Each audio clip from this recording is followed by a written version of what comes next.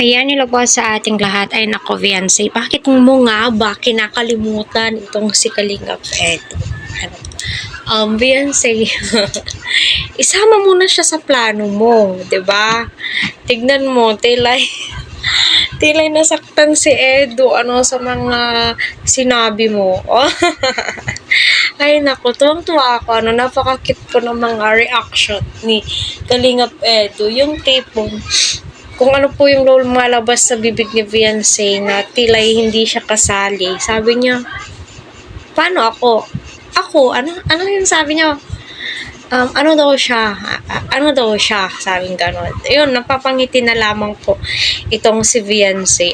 Oo nga naman, Viancy. No, isama mo na siya kasi ika nga ni Kalinga Prab, pinsan ka na ni Rab.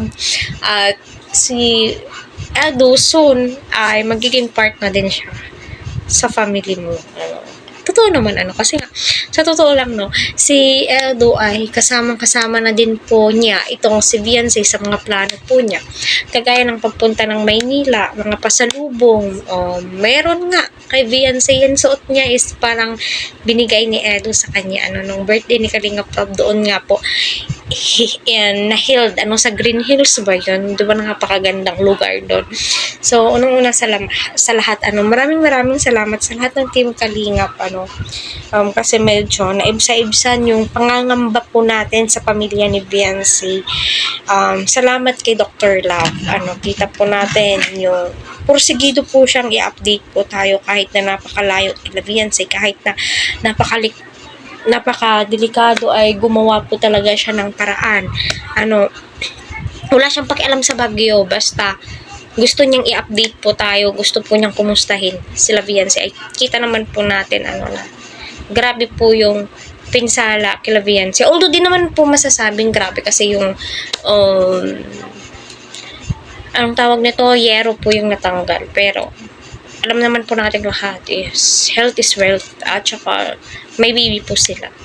So yun na nga po sinabi nga po ni Viancy ay masaya na daw ho siya na buo ang pamilya niya dahil ang pamilya niya ang nagbibigay sa kanya ng kasiyahan, nagpapalakas sa kanya.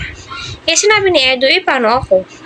Ano yung sabi niya, di ba? Nasa medyo last part na po yun di ba? So sa sunod Viancy, kung ano yung mga plans mo, syempre kung ano yung mga i-considered mo na si Eds, kasi kino-considered kanya na as a wifey niya.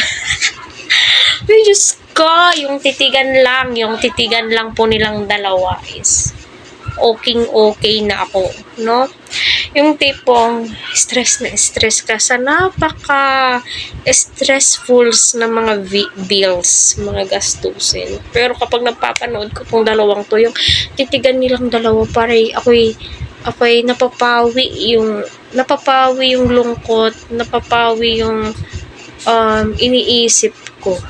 At please supportahan po natin si Kalinga Patrick po, siya po yung naging daan kung bakit din po natulungan si Viancy,